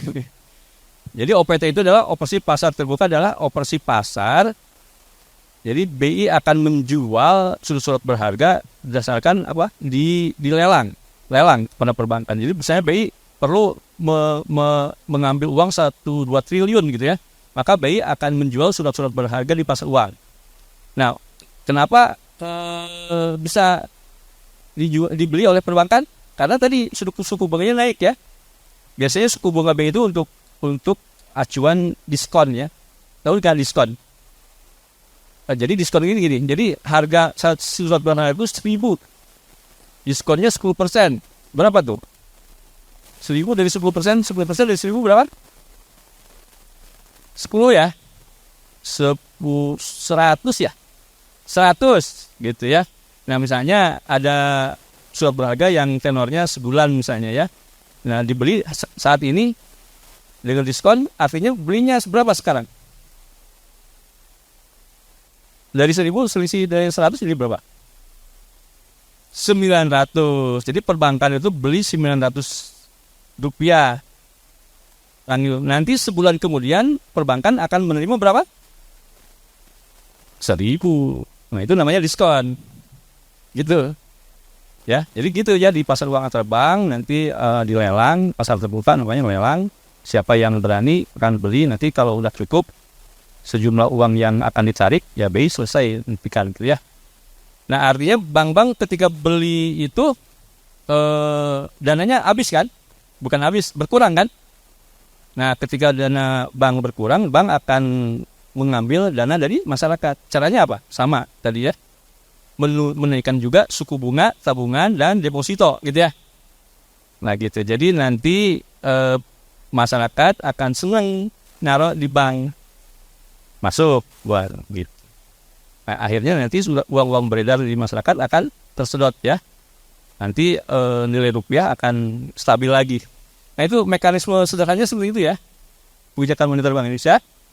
Jadi menarik uang di masyarakat. Tapi ternyata inflasi itu tidak cuman karena sisi demand, tadi ada juga sisi supply. Sisi supply Bank Indonesia dengan kebijakan moneter tidak bisa mempengaruhi, nggak efektif ya. Karena di sini kaitannya dengan produksi, tata niaga, distribusi. Nah ini tidak bisa dipengaruhi oleh Bank Indonesia. Terus kebijakan pemerintah BBM kan ada flash, tidak bisa dipengaruhi oleh Bank Indonesia dengan kebijakan moneter. Nah makanya di sini harus diselesaikan. Biasanya yang pengaruh ada yang menangani adalah pemerintah pusat dan Pemda. Makanya karena walaupun secara undang-undang BI ditunjuk sebagai yang mengendalikan inflasi, tapi karena inflasi tidak bisa dengan kebijakan moneter Bank Indonesia tidak bisa dipengaruhi secara 100%, maka ini harus ditangani juga oleh pemerintah. Maka Bank Indonesia dan pemerintah bekerja sama, berkoordinasi gitu ya. Makanya dibentuklah TPID di daerah dan TVIP di pusat. Jadi tadi ya, di daerah itu dikendalikan dengan adanya TPID gitu ya. Tim pengendalian inflasi daerah, jadi Pemda di pusat sama pemerintah pusat lah. Kita mau urusan di daerah ya. Jadi BI pusat, BI daerah Cirebon dengan pemerintah daerah.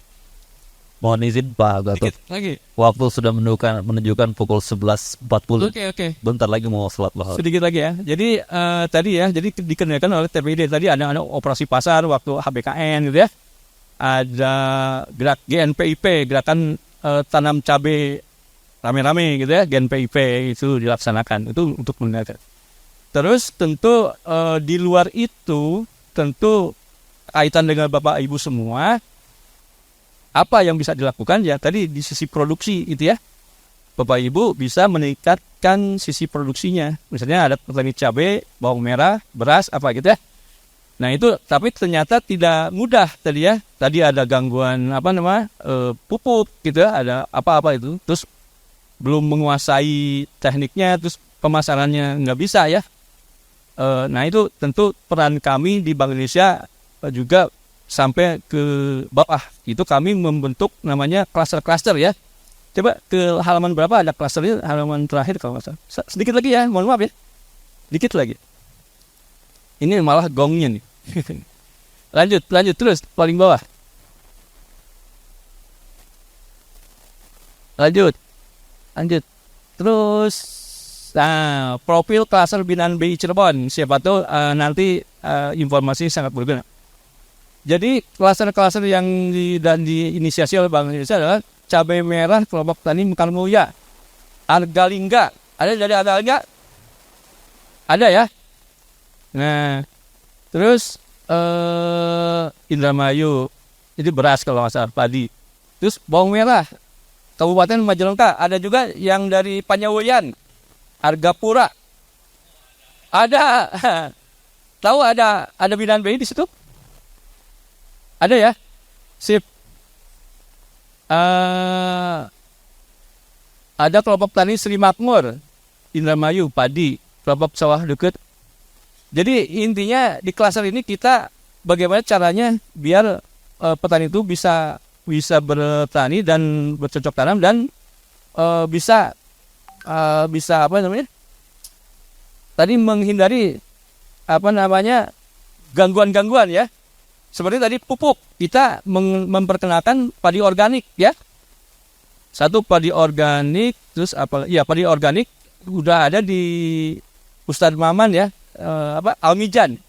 Itu udah ada labnya, dibikinlah MA11. Jadi MA11 itu komposter yang nanti kalau pupuknya itu dikasih MA11 akan cepat untuk dipakai. Kalau yang lain biasanya seminggu 2 minggu lama ya.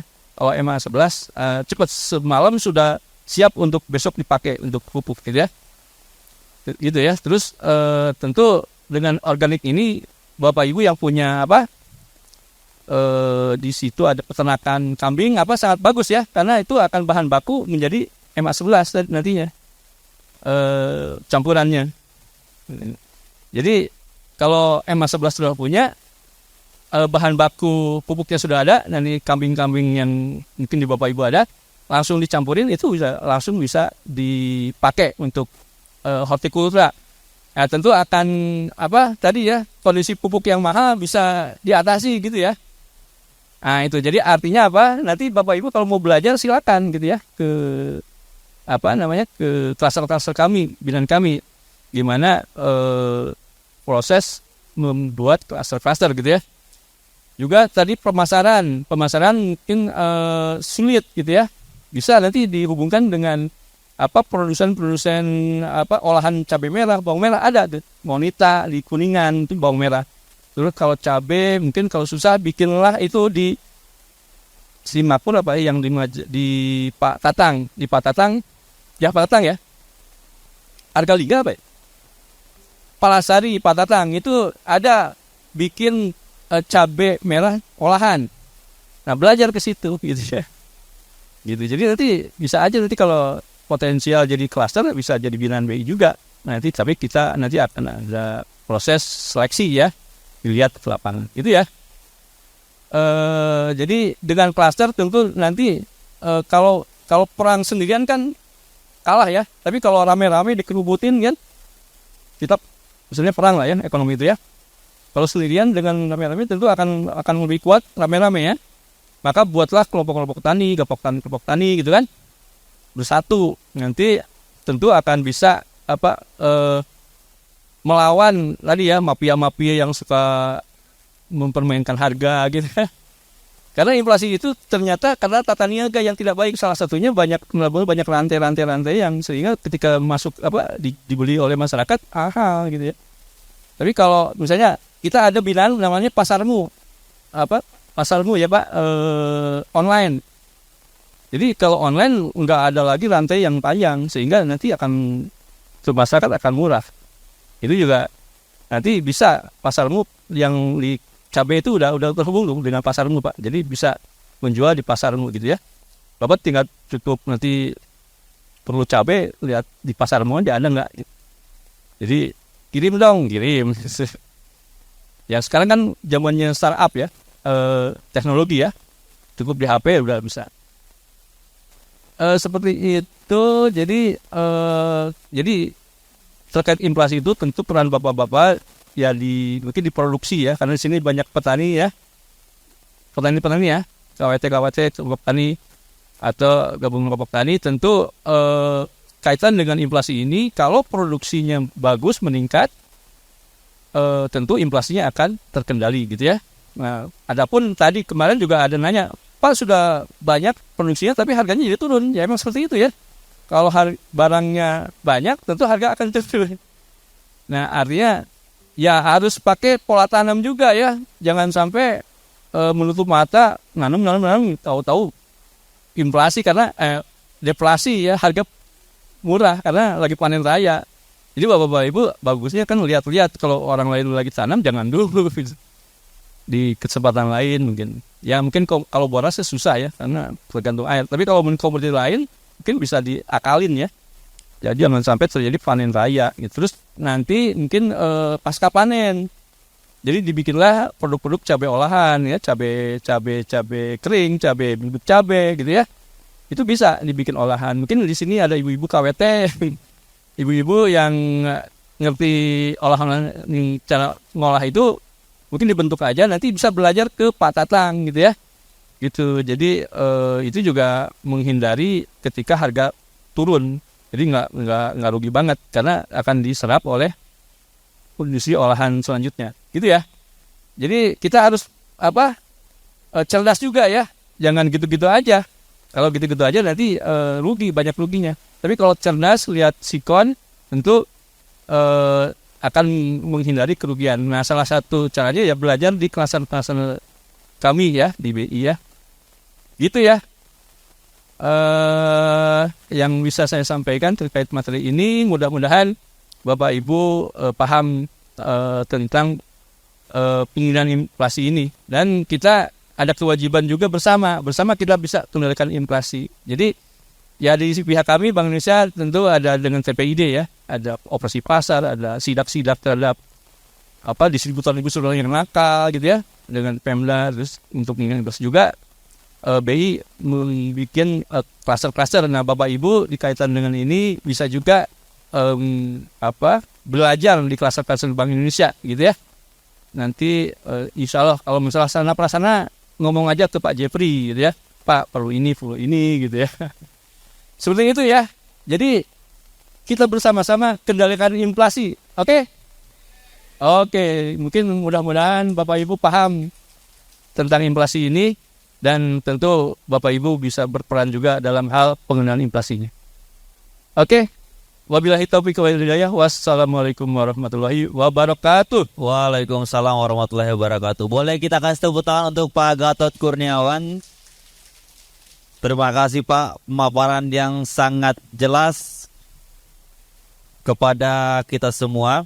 Menarik tadi ada apa yang disampaikan bahwa salah satu penyebab inflasi itu adalah harga atau rokok.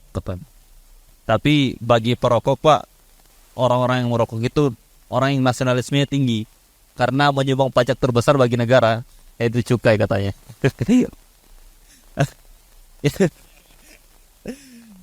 Kemudian tadi salah satu faktor yang lagi adalah bertambahnya jumlah penduduk, ya kan. Tapi ada yang mengatakan bahwa banyak anak banyak rezeki, ya kan. Baik Bapak Ibu semua, saya buka 2 atau 3 orang buat sesi tanya jawab. Silakan yang ingin bertanya bisa acungkan tangan tentang pengendalian inflasi daerah. Silakan Bapak Ibu. Jika ada yang bertanya bagaimana cara mengendalikan inflasi daerah atau hal-hal apa saja yang perlu dilakukan di daerah jika terjadi inflasi.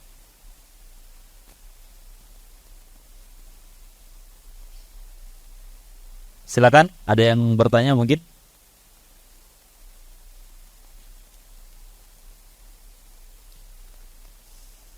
Nampaknya masih menyusun pertanyaan, Pak. Saya ingin, kalau gitu pertanyaan dari saya aja, Pak, simple aja. Tingkat inflasi kita sekarang berapa persen, Pak? Dan apakah itu aman atau seperti apa? Terima kasih, Pak.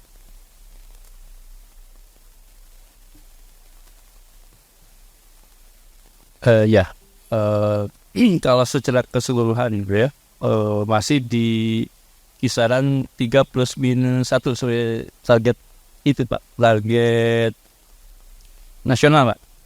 Jadi masih aman Pak inflasinya, karena lumayan upaya-upaya kita dari Bank Indonesia dan pemerintah pusat maupun daerah juga ada namanya Gerakan Nasional Pengendalian Inflasi Pak. Gerakan Nasional Pengendalian Inflasi Pangan. Jadi menanam di pekarangan gitu ya, cabai rawit, cabai merah gitu ya. Juga gerak OPM juga kita sangat masif ya, pemerintah lewat Bulognya gitu ya, distribusikan beras, minyak kelapa, gula pasir gitu ya. Itu banyak sekali mengadakan operasi pasar baik di Majalengka, semua se-CU Majing dan nasional. Makanya secara nasional masih di bawah 4% kalau nggak salah itunya, inflasinya masih kisaran 3 plus minus 1. Jadi 1 ke atas kan 4, 1 ke bawah 2 ya. Jadi di kisaran 2 dan 4 masih di situ inflasi nasional. Seperti itu ya. Jadi alhamdulillah ya, dibanding negara-negara lain di atas ininya targetnya, kayak Turki gitu ya. Negara Turki, negara-negara seperti Turki banyak lah yang inflasinya tinggi. Itu. Jadi ya alhamdulillah berkat kerjasama BI dengan DPR selalu kita bahas perekonomian nasional ini, perkembangan kaitan dengan global gitu ya. Selalu kita BI dengan pemerintah, dengan akademisi, dengan siapapun kita diskusikan. Sehingga alhamdulillah ekonomi kita relatif resilient ya, artinya terjaga ya, bisa eksis lah terhadap binjangan adanya perang Ukraina Rusia. Juga terkait COVID ya, tapi juga kita alhamdulillah bisa dilewati dengan baik gitu ya. Ya alhamdulillah ya, BI sebagai otoritas moneter yang menjaga stabilitas inflasi dan pertumbuhan ekonomi, tentu kita sangat bersyukur ya, juga dengan koordinasi dengan DPR, dengan pemerintah itu sangat baik gitu ya. Gitu Pak. Baik, terima kasih Pak Gatot. Memang banyak faktor ya, salah satunya juga faktor luar negeri, yaitu dampak perang Rusia dan Ukraina sangat terdampak pada perekonomian kita. Bagaimana Bapak Ibu, sudah dapat pertanyaannya? Nampaknya ya, kata panitia yang bertanya dapat hadiah katanya. Baik, 1 orang. Ada lagi? Oh ya, 1 orang dulu kalau gitu. Silakan Pak.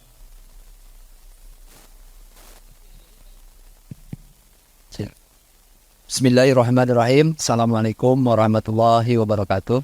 Waalaikumsalam warahmatullahi wabarakatuh. Ini pertanyaan untuk pemerintah, dalam hal ini dari kehadiran DPR dan Bank BI.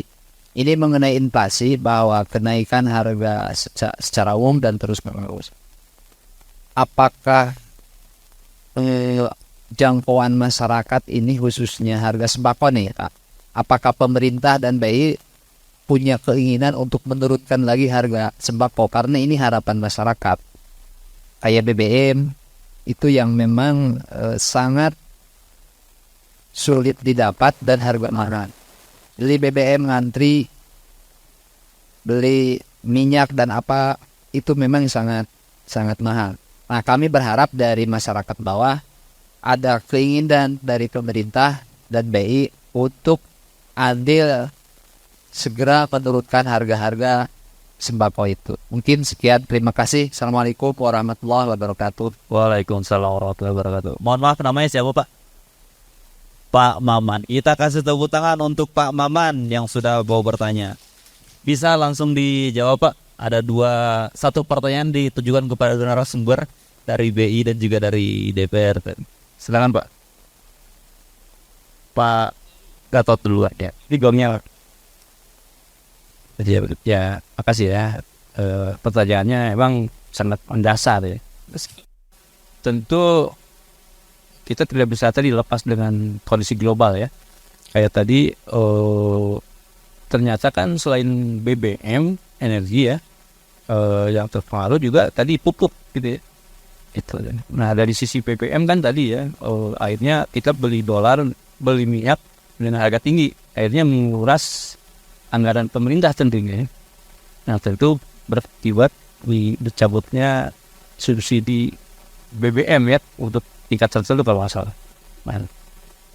Nah artinya kan kalau minyak akhirnya September minyak naik kan, akhirnya harga-harga kan kalau transportasi naik apa kan semua pakai BBM ya, akhirnya perekonomian harga-harga biaya produksi akan cost push inflation naik gitu ya. Nah itu jadi tadi ya kalau mengembalikan tentu harus tadi ya, sebenarnya minyaknya harus turun. Tapi kan sampai sekarang minyak itu masih tinggi kan, perang masih nyamuk gitu. Itu pengaruh ke BBM kan, saling minyaknya saling seperti itulah. Ini nggak lancar lah, distribusi BBM-nya nggak lancar di dunia, akhirnya naik gitu. Nah sampai sekarang masih perang Ukraina masih belum tahu kapan nih selesai gitu. Artinya pemerintah tidak tinggal diam tentunya dengan harga naik. Tadi ada BLT gitu ya. Jadi dialihkan subsidinya, yang tadi subsidinya BBM itu kan yang menikmati dari pemerintah sampai tinggi ya, minyak mobil kendaraan pun subsidi ini dinikmati. Akhirnya kan subsidinya dicabut, tapi kan naik. Nah, tadi subsidinya itu dialihkan ke tadi yang ada BLT gitu ya. Ke situ. Jadi daya beli masyarakat walaupun harga naik tetap terjangkau karena ada BLT gitu ya. Seperti itu. Terus tadi pupuk gitu kan, harga naik itu kan susah gitu karena tadi perang Ukraina masih berlangsung, pupuk masih susah. Jadi tadi ya mungkin salah satu solusinya tadi ya meningkatkan daya beli masyarakat dengan dikasih uang cash BLT itu. Terus apalagi ya saya kira itu dia. Solusinya mungkin seperti itu. Tentu akan sulit tadi ya, kayak kita kan perekonomian itu global ya, tidak lagi bisa kita sendiri jalan, tapi tetap harus global kayak dolar ya Pak. Ada yang kemarin nanya kenapa kok dolarnya sekian nggak 10.000 aja gitu ya, seperti itu. Jadi karena kita ada hubungan dengan internasional gitu ya, jadi uang rupiah itu selalu mengikuti keseimbangan pasar baru gitu ya. Nah sekarang itu ya di situ di 14.000 berapa ya, seimbangnya di situ. Karena tentu kita nggak bisa lepas dari global ya tentunya. Seperti itu. Jadi kita menjaga rupiah itu harus dua pihak ya. Jadi ada importir kan, ada eksportir gitu ya. Ketika rupiah terlalu rendah, tentu importir ya yang eksportir dolar kuat kan. Kalau rupiah rendah, dolar kuat gitu ya. Tentu eksportir terlalu diuntungkan ya. Kayak Pak Jeffrey gitu ya, ekspor banyak dolar. Terus kalau rupiah terlalu menguat, itu tentu importir yang diuntungkan, tapi eksportirnya rugi. Artinya kan kita banyak ekspor barang-barang ekspor akhirnya nggak laku di pasar dunia kalau rupiah terlalu kuat gitu ya. Jadi orang ya kayak bapak-bapak lah, kalau harga murah kan seneng beli, tapi kalau mahal biarin aja. Yang lain kan ada yang lebih murah, akhirnya beli yang lain. Nah gitu juga kalau rupiahnya terlalu kuat, nanti barang-barang ekspor kita nggak laku di pasar dunia, sehingga nanti akan memalingkan mukanya ke negara lain yang penghasil barang yang sama. Nah, nanti rugi juga. Jadi BI harus menjaga stabilnya di mana, lihat sikon perekonomian global gitu. Jadi nah itu juga pengaruh tadi nanti ke inflasi gitu ya. Ke inflasinya gitu ya. Ya seperti itulah kondisinya ya. Tidak bisa kita menurunkan harga terlalu rendah juga. Kaitan dengan tadi ya, kurs ya, kurs kan kurs juga sangat pengaruh terhadap harga gitu ya. Itu harus seimbang. Jadi kalau sekarang harga sekian, mungkin emang seimbangnya segitu karena kita terpengaruh dengan kondisi global juga gitu ya. Mungkin Pak Jeffrey lebih enggak kalau menerangkan masalah ekonomi makro. Baik. Baik. Terima kasih Pak Gatot atas jawabannya dari pertanyaan dari Kang Oman. Selanjutnya mungkin ada tambahan sedikit dari Pak Dewan kita Dr. Haji Jeffrey Rondoni. Silakan Pak. Ya, terima kasih untuk pertanyaannya. Tadi sebenarnya memang sudah banyak saya seperti coba oleh Pak Gatot ya. Jadi kalau misalnya pemerintah ini ada subsidi dan dialihkan misalnya ke sektor lain yang diambil itu memang itu pasti ada mengalami yang namanya kenaikan. Itu mungkin di sana ya itu apalagi pas kemarin itu pas COVID itu ya itu memang sampai ke dana desa juga alokasinya pun itu berubah. Jadi sampai banyak juga Pak Des yang ngeluh ya karena peruntukannya sudah ditentukan. Nah ini tentunya akan mempengaruhi berdampak kepada yang lain. Nah kalau kita memang melihat di sini apa yang menjadi prioritas daripada pemerintah pada saat itu, karena memang orang tidak bisa ke mana-mana ya, dan dengan aturan segala macamnya itu tidak boleh misalnya atau mungkin dihimbau tidak berpergian gitu ya. Jadi mungkin tinggalan istilahnya kan di rumah aja gitu ya. Dulu teh istilahnya seperti itu ya. Nah, jadi mau tidak mau memang ketika ada pengalian itu terjadi ya memang pasti akan berdampak kepada yang lainnya. Jadi ketika KBN ini sudah ditentukan itu kan sebenarnya tentukan itu sudah ada ya. Nah, ini yang seperti ini biasanya ada juga perubahan itu. Jadi alokasi yang tadinya apa kemudian dipindah menjadi apa gitu ya. Sehingga ketika subsidi ini terjadi harus sekian maka otomatis akan mengalami kenaikan.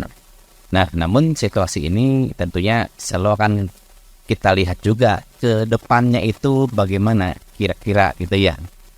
Kan memang tidak ditampik juga kita juga mengamati pelaksanaannya tadi. Mungkin ada beberapa keluhan juga biasanya yang kalau ada sembako atau apa bantuan KBT turun di satu desa, ada juga saya lihat itu kepala desa yang tidak bahagia. Alasannya kenapa? Ya karena ada yang tidak kebagian. Jadi betul ya, ada yang ini kebagian, ini enggak, langsung datang ke Pak Kades ya gitu. Jadi Kades yang pusing. Atau ada juga RT-nya itu ya malah ngomong, jadi kadang-kadang dia juga sembunyi-sembunyi gitu ya. Biar gak ketahuan tetap aja kalau di masyarakat kan kabar itu selalu tersiar ya.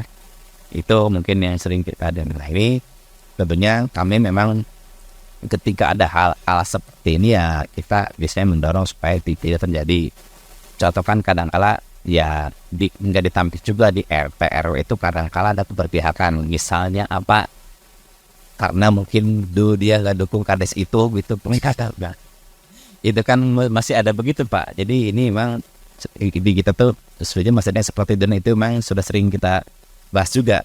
Ya maksudnya ya kalau sudah menjadi kepala desa ya berarti kan kepala untuk di desa itu ya, bukan golongan tertentu. Itu memang yang kita tekankan. Nah kalau kita mungkin sisi ekonomi makro ini juga tentunya melihat juga ya setidaknya faktor luar juga sebagaimana tadi yang disinggung Pak Gatot ya. Jadi kalau yang di dalam itu mungkin kita bisa lakukan namanya pencegahan, misalnya kayak berpotensi naik harga yang kita bisa lakukan itu kita pasti sudah bisa dilakukan ya, namanya preventif. Tapi faktor internal kan bukan hanya satu-satunya. Ini eksternal, ini yang kadang-kadang di luar kendali. Ya kalau ada perang Rusia Ukraina itu memangnya kita bisa intervensi atau mencegah kan enggak juga ya. Tapi mereka yang perang dampaknya ke kita gitu. Misalnya ini kan jadi karena perang dia tidak bisa menyebarkan apa itu yang dia punya hingga barang itu menjadi langka. Nah contoh ini yang terjadi itu adalah Turki ya. Kan karena suplainya susah, jadinya yang perangnya dua negara itu, tapi yang susahnya disebut tes area gitu ya. Di kita mungkin beruntung masih bisa survive gitu ya, tetapi kalau di kayak Eropa ini banyak yang memang lebih sulit daripada kita. Nah ini mungkin suatu hal yang setidaknya patut kita syukuri. Nah kalau kaitan dengan misalnya tadi kenaikan harga dan bagaimananya, memang kami juga di sini di DPR selalu mendorong pemerintah dan juga selalu memikirkan barang-barang, berdiskusi, memikirkan solusi alternatif ketika satu permasalahan itu muncul. Misalnya ketika memang terlalu tinggi gitu ya. Kalau kami di DPR ya pada intinya ya tetap ada di namanya itu pihaknya ya pada rakyat gitu ya. Jadi kalau misalnya ada yang memang terlalu tinggi di tempat mana, ya kita soroti, memang kita dorong pemerintah untuk menyelesaikan itu. Karena di sini yang menjadi eksekutor itu adalah pemerintah, namun kami di DPR bisa setidaknya mencersedamang agak-ogan gitu nya. Tuh di sana bla bla bla bla bla, tolong diselesaikan gitu seperti itu. Di situ kami bisa memberi masukan. Biasanya dalam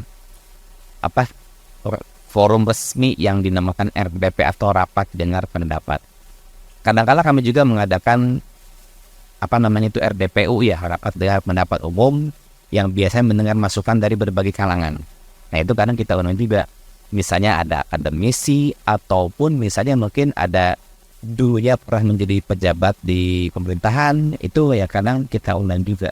Jadi ini ada beberapa masukan yang mana setidaknya ketika merumuskan satu kebijakan atau aturan apapun, ya setidaknya kami mempertimbangkan hal itu semua.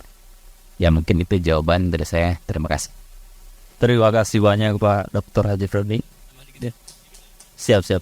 Nampaknya ada tambahan sedikit lagi. Pak, mungkin tadi kaitan dengan ada keinginan nggak pemerintah menurunkan harga ya?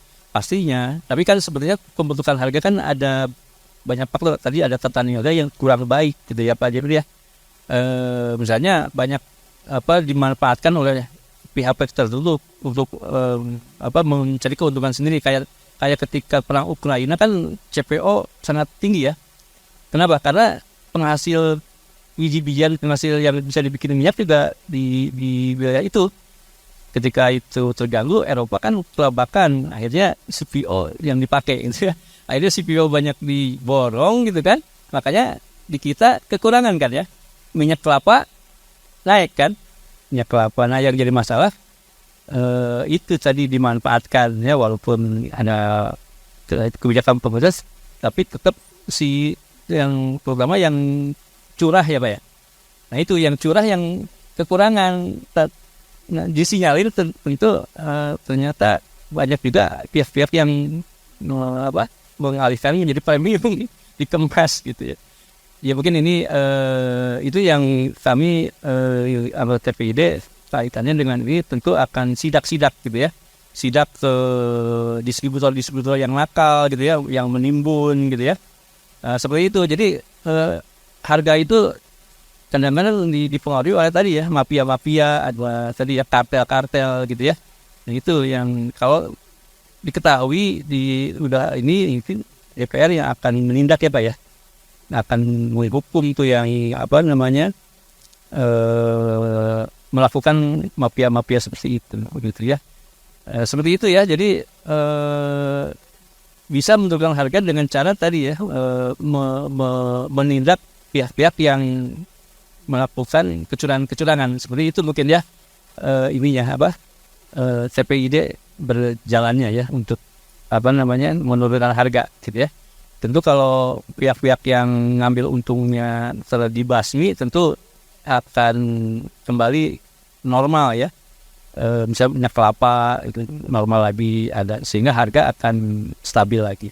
Mungkin seperti itu ya caranya ya, pengendalian inflasi.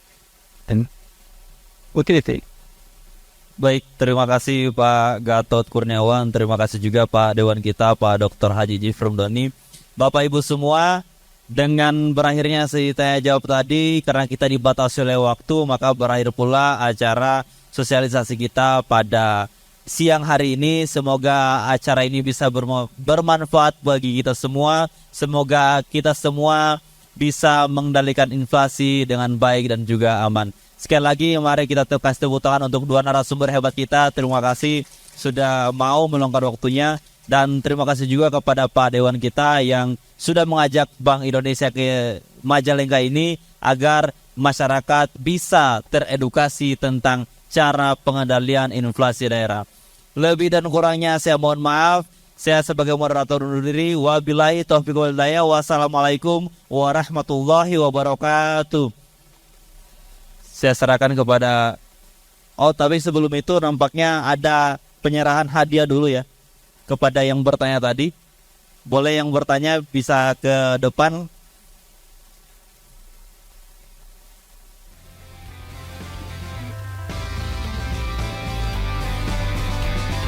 Silakan Pak Jeffrey dan Pak Gatot